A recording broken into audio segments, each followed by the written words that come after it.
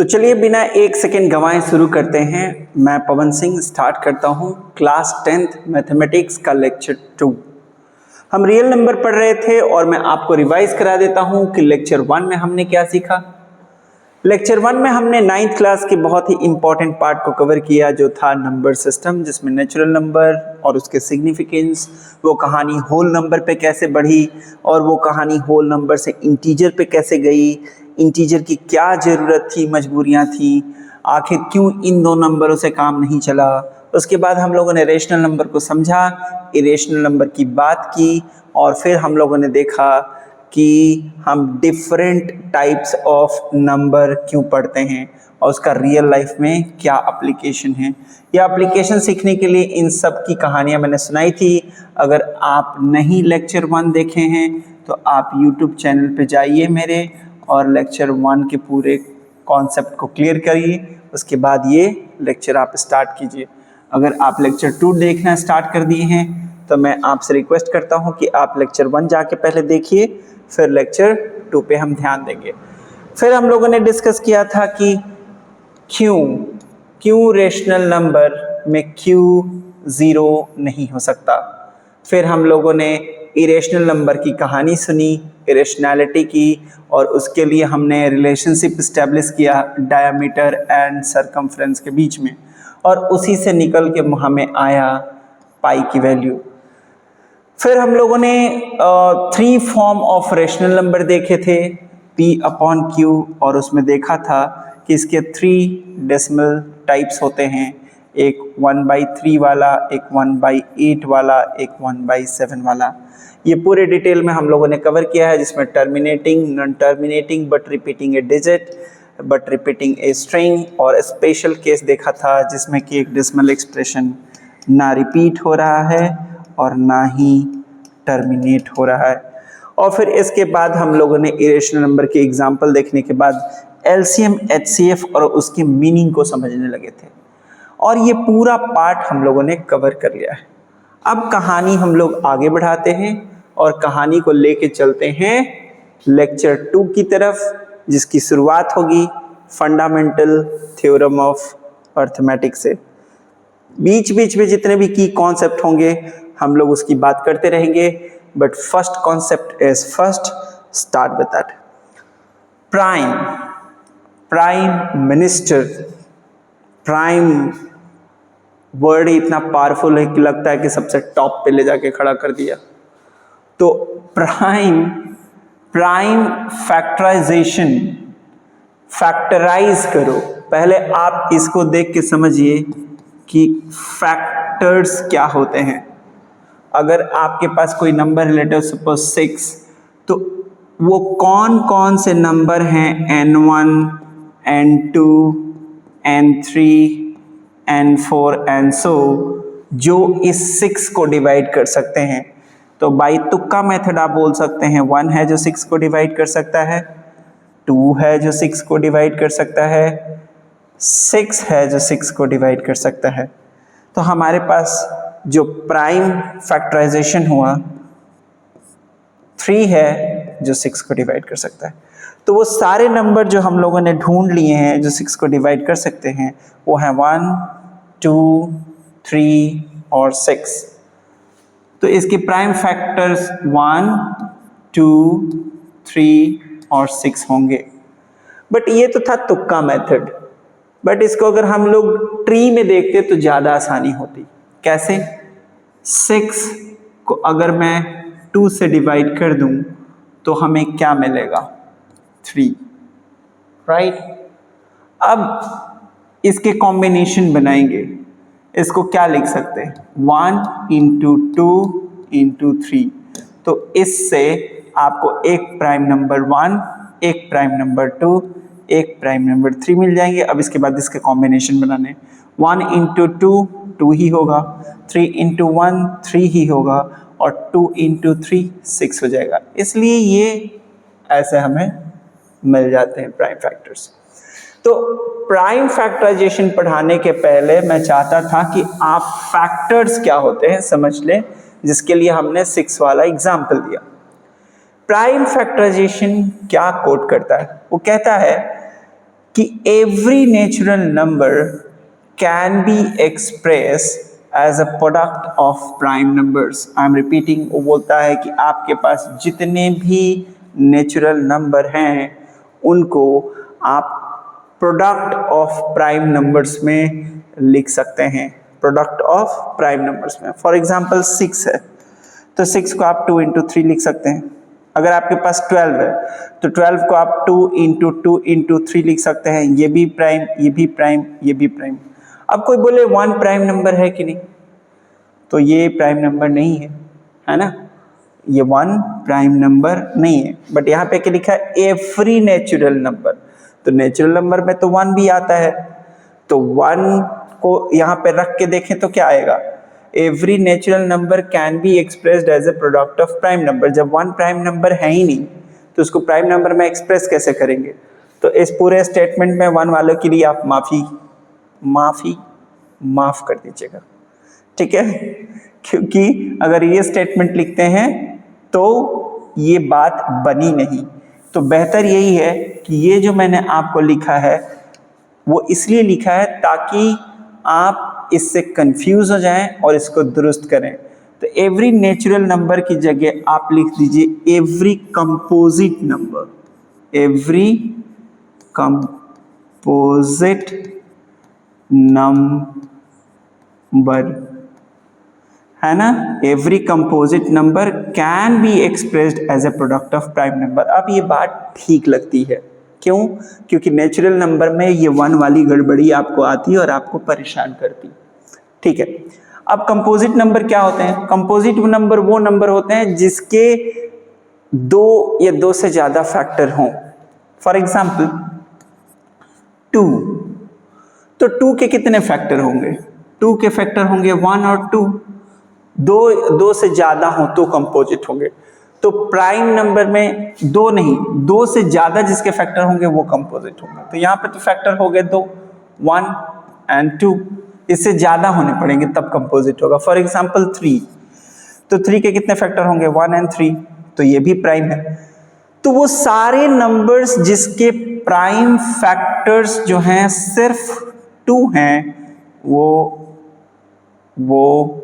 Prime number हैं, वो prime number हैं।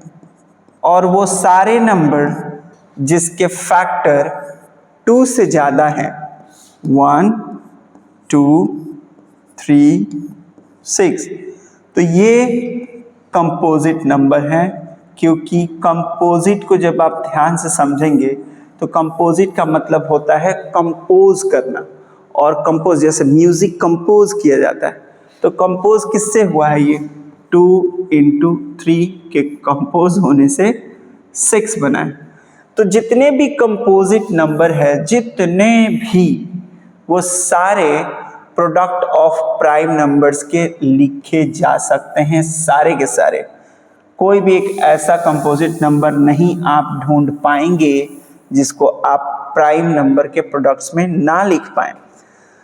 तो ये एक एग्जाम्पल है, बात समझ में आ गई, ये एक एग्जाम्पल है, बात समझ में आ गई, ये एक एग्जाम्पल है, बात समझ में आ गई। 30 को जब आप फैक्टराइज करेंगे तो 2, 15, 5, 3, तो 30 को आप क्या लिखेंगे, 30 is equal to 2 into 3 into 5। ये लो, ये भी प्राइम नंबर, ये भी प्राइम नंबर, और ये भी प्राइम नंबर। तो ये 3 डिफरेंट प्राइम नंबर के कंपोज होने से ये कंपोजिट नंबर बनता है। तो मुझे लगता है कि आप प्राइम फैक्टराइजेशन का बेसिक आइडिया और वो क्या स्टेटमेंट कंपोज करता है वो आप समझ गए। आगे बढ़ते हैं, आगे की कहानी देखते हैं कि क्या कहती है। की कॉन्सेप्ट था, आप ये समझ गए हैं कि prime numbers are building blocks of all the composite numbers. सही बात है, अगर प्राइम नंबर्स नहीं होते तो किसको आप कंपोज करते, और कंपोज करते तो क्या बनाते, तो प्राइम नंबर्स थे तो आप कंपोज किए, कंपोजिट नंबर बनाए। तो इसको बिल्डिंग ब्लॉक कहना कोई गलत बात नहीं। आते हैं अपने दूसरे टॉपिक पे, जिसका नाम है फैक्टर ट्री मेथड। अब ये एनसीईआरटी में दिया हुआ है, अगर आप ये नंबर पकड़ लें 3, 2, 760। तो जब आप इसको 2 से डिवाइड करेंगे तो कोशेंट जो बचेगा वो क्या होगा, देखो तो क्या होगा कोशेंट, ध्यान से देखो। जब आप डिवाइड करेंगे तो होगा 16380। डिवाइड करके देख लेना, यही आएगा। अब आप इसको डिवाइड करो, इसको किससे डिवाइड करोगे, 0 है, अगेन 2 से कर लो। तो जब आप इसको 2 से करोगे तो क्या हो जाएगा, 2 × 8 190। ठीक, अब इसको कैसे करोगे, इसको भी 2 से कर लो। तो 2 से करोगे तो 2 × 8 को क्या लिखोगे, 4, राइट, ये 1 है, ठीक है। तो पड़ोसी आ जाएगा 9, तो दैट इज 95। अब आ गया 495, यार गड़बड़ है, 495 कैसे होगा, 409 4095 है ना, कंफ्यूज नहीं होना है। 2 से डिवाइड करो, 4 8, मामला खत्म। 1, अब 0 लिखोगे तो 9 आएगा ना लल्ला, कॉन्सेप्ट क्लियर। अब देखो, अब इसे डिवाइड करो, तो अब इसे डिवाइड करोगे तो क्या होगा, थोड़ा सा मैं स्क्रीन को अप करता हूं ताकि आप समझ पाएं। अब इसके बाद इसे डिवाइड करो 3 से। अगर आपको याद हो कि कैसे हम पता लगाते हैं कि कौन सा नंबर कैसे किससे डिवाइड होगा, तो डिजिट के सम को चेक करो। तो ये देखो 9 और 5 14 और 4 18, ये पक्का 3 से डिवाइड होगा। तो इसको जब आप 3 से डिवाइड करेंगे तो जो कोशेंट बचेगा वो आपको मिलेगा 1365। अब 1365 को एक काम करो, आप अगेन 3 से डिवाइड कर सकते हैं, क्योंकि सम करके देखो 6 5 11 11 एंड 4 15, ये 3 से डिवाइड हो जाएगा। जब इसे आप 3 से डिवाइड करेंगे तो जो कोशेंट मिलेगा, 3 से डिवाइड करो तो 4 12, ओ सॉरी, तो फिर ये 16 होगा, तो दैट इज 5 15 एंड अगेन 5 5। अब आपके पास आ गया एक नंबर 455 का। अब 455 को आगे लेके चलना है, तो 455 को कैसे डिवाइड करेंगे, तो इसे चेक करते हैं। क्या हम इसे 9 से डिवाइड कर सकते हैं, 13 से डिवाइड कर सकते हैं? चलो 13 से डिवाइड करके देखते हैं। तो जब आप इसे 13 से डिवाइड करेंगे तो कितना हो जाएगा, 39 से करेंगे तो कितना हो जाएगा, ये 6 5, तो ये हो जाएगा 5।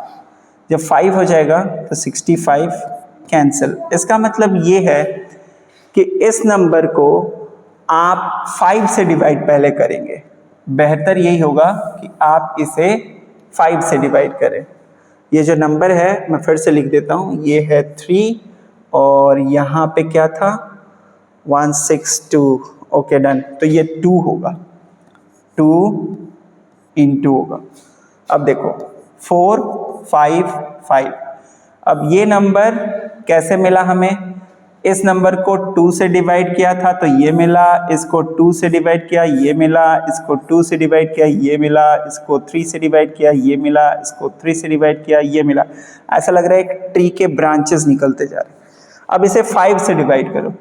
अगर 5 से डिवाइड करोगे तो क्या होगा, 5 से करोगे तो 9 1 होगा। अब 9 1 है, अब 9 1 को किससे करोगे, 7 से कर सकते हो। तो अगर आप 7 से करोगे तो ये 13 आएगा।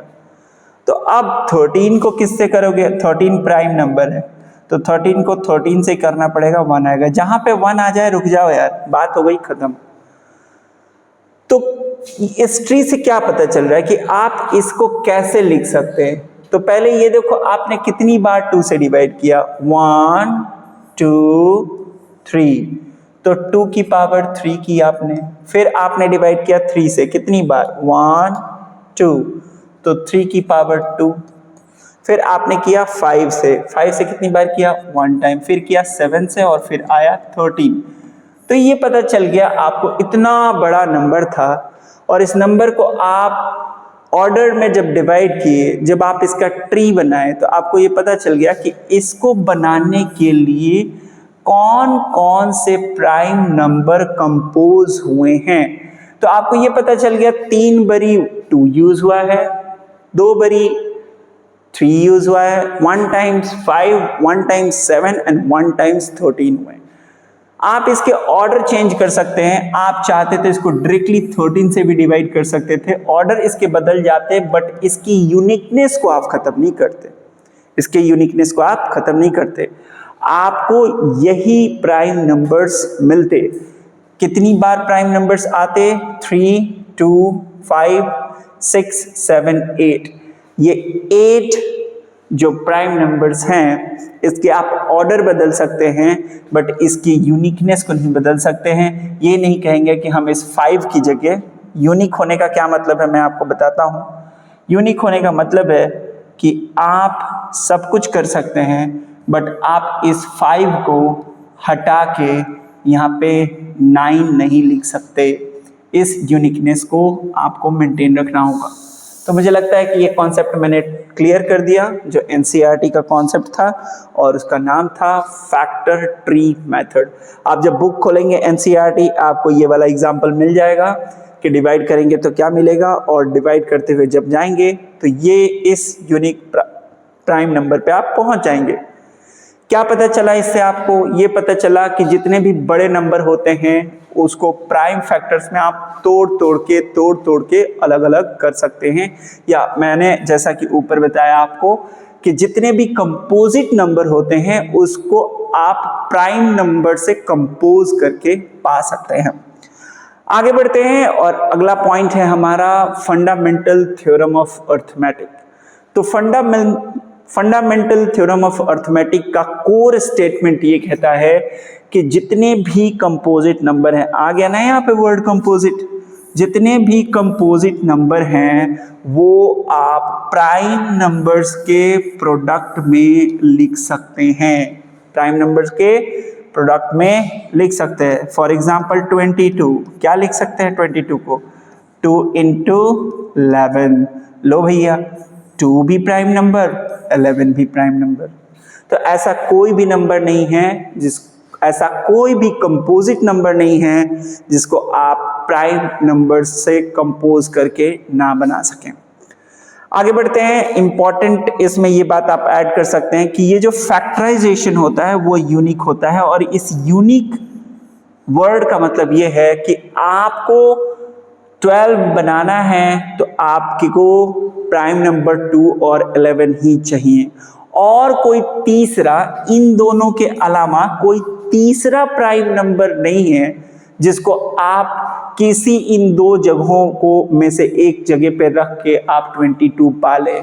आप 11 into 2 करके पा सकते हैं 22, या 2 into 11 करके 22 पा सकते हैं, और कोई भी प्राइम नंबर नहीं है जिसके कॉम्बिनेशन से 22 बनाएंगे। यही बात यूनिक है। आप ऑर्डर बदल सकते हैं लेकिन आप प्राइम नंबर नहीं बदल सकते। चलिए आगे बढ़ते हैं और आगे समझते हैं कि इस पूरे खेल को कैसे हम समझ सकते हैं। यूनिक वर्ड का क्या मतलब है मैंने बता दिया। यूनिक वर्ड का मतलब ये है कि आप फॉर एग्जांपल 60 है तो उसके जो प्राइम नंबर्स हैं 60 के वो हैं 2235। तो 2235 को आप चाहे तो लिख सकते हैं 3225, आप चाहे तो लिख सकते हैं 5322, आप चाहे तो 322325 लिख सकते हैं। आप इस ऑर्डर में लिखें, इस ऑर्डर में लिखें, इस ऑर्डर में लिखें, रहेंगे यही प्राइम नंबर्स जो यहाँ पे आपको दिख रहे हैं।